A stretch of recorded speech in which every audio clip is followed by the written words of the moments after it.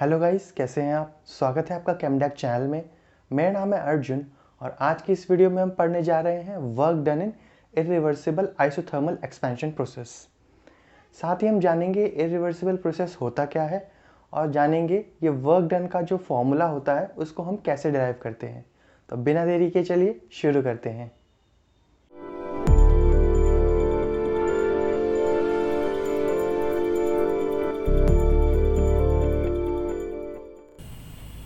तो गाइस, आज हम पढ़ने जा रहे हैं work done in irreversible isothermal expansion. Work done in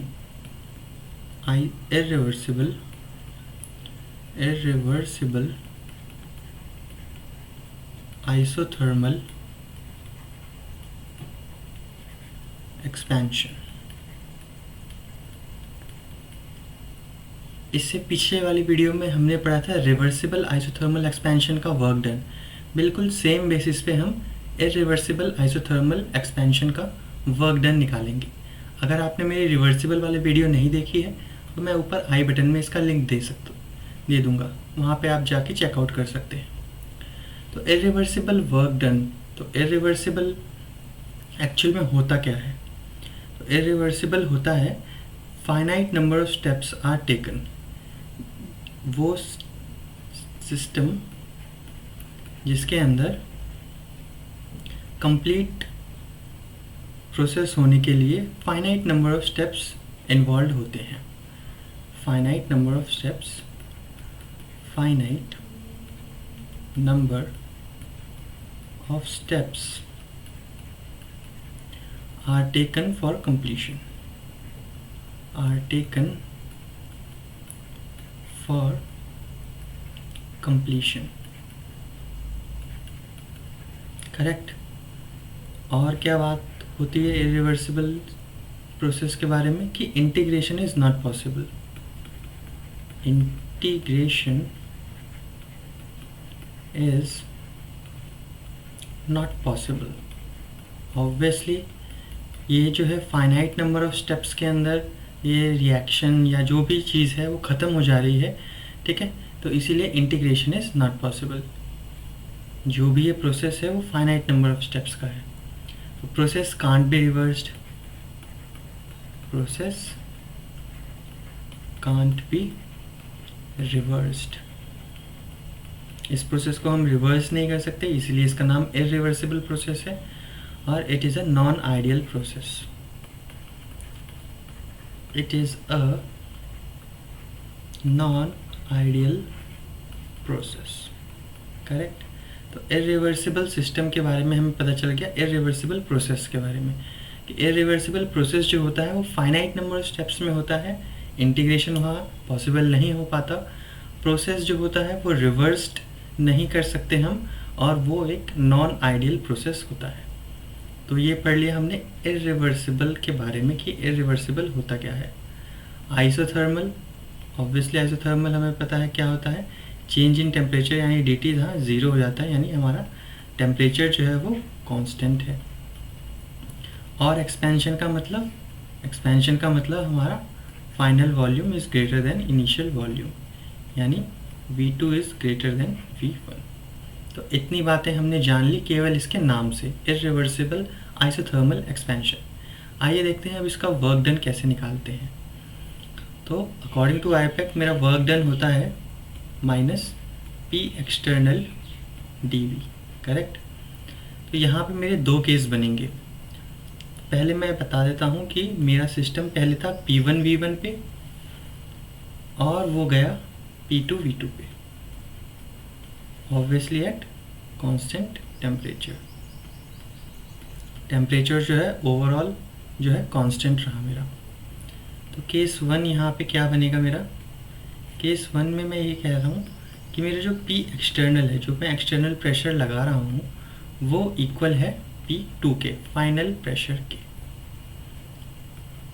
तो इससे मेरा वर्क डन क्या हो जाएगा, माइनस P2 dV। करेक्ट। इसको मैं थोड़ा और एक्सपेंड कर देता हूँ। P2 dV को लिख सकता हूँ मैं V2 minus V1। Obviously according to ideal gas equation PV is equal to nRT होता है, यानी वॉल्यूम को लिखना चाहूँ मैं तो क्या लिख सकता हूँ, nRT/P। ऐसे ही मैं अगर इनिशियल वॉल्यूम यानी V1 को लिखना चाहूँ तो मैं क्या लिख सकता हूँ, nRT/P1।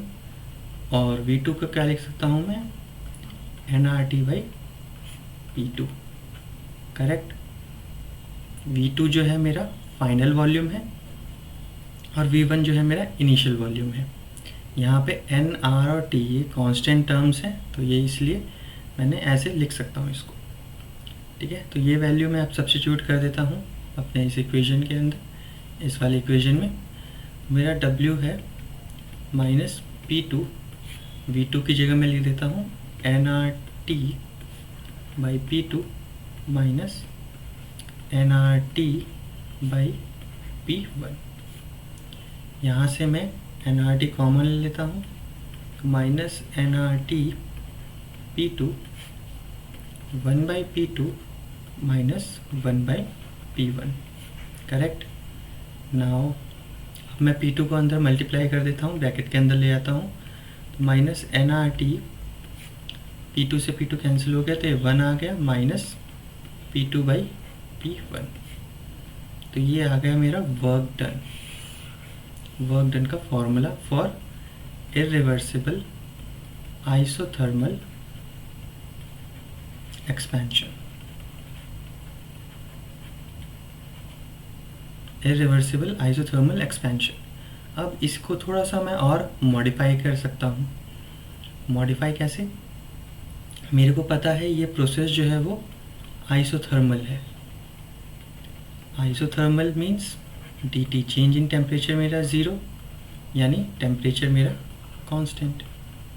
और मेरे को पता है at constant temperature pressure is inverse relation with volume according to Boyle's law. तो इससे मैं क्या लिख सकता हूँ, P1 V1 is equal to P2 V2। और क्या लिख सकता हूँ, P1/P2 is equal to V2/V1। या और क्या लिख सकता हूँ, P2/P1 is equal to V1/V2। तो ये सारी चीज़ें मैं लिख सकता हूँ। तो बस मैं P2/P1 यहाँ पे इसकी जगह वॉल्यूम सब्स्टिट्यूट कर सकता हूँ। मेरा वर्क डन क्या आ जाएगा, माइनस nRT 1 माइनस V1/V2। तो ऐसे भी मैं वर्क डन को लिख सकता हूँ। Next case 2। केस 2 में मेरा क्या है कि मेरा P एक्सटर्नल जो है वो नॉट इक्वल टू P नहीं है। तो इसको मैं क्या लिखूँगा कि कोई सिस्टम है जो इनिशियली P1 V1 पे था, अब वो P2 V2 पे चला गया at constant external pressure of P3। At constant external pressure of P3। Correct. तो P1 V1 पे था पहले मेरा इनिशियली, वो P2 V2 पे चला गया एट कांस्टेंट प्रेशर P3। तो मेरा वर्क डन क्या हो जाएगा, minus P external dV। P external मेरा है P3, यानी माइनस P3 dV को लिखूँगा V2 माइनस V1। बिल्कुल सेम पैटर्न पे फिर मैं इसको भी एक्सपैंड कर दूँगा। तो ये क्या हो गया मेरा, work done is equal to minus P3, इसको लिखा था मैंने nRT/P2 माइनस nRT/P1। यहाँ से मैं nRT कॉमन ले सकता हूँ, तो minus nRT/P3 1/P2 minus 1/P1। ये आ गया मेरा work done for isothermal expansion. Irreversible isothermal expansion, ये वो केस है जहाँ पे P एक्सटर्नल जो है वो फाइनल प्रेशर के इक्वल नहीं है। करेक्ट। आई होप गाइज आपको ये समझ में आ गया होगा। आई होप गाइज आपको ये सारे के सारे रिलेशन समझ में आ गए होंगे और इसको कैसे डिराइव करना है ये भी समझ में आ गया होगा। अगर आपको ये वीडियो हेल्पफुल लगा तो प्लीज़ लाइक दबाना मत भूलना, चैनल को सब्सक्राइब कर दो ऐसे ही मज़ेदार कंटेंट्स के लिए। फिर मिलते हैं किसी और वीडियो में। Thank you for watching.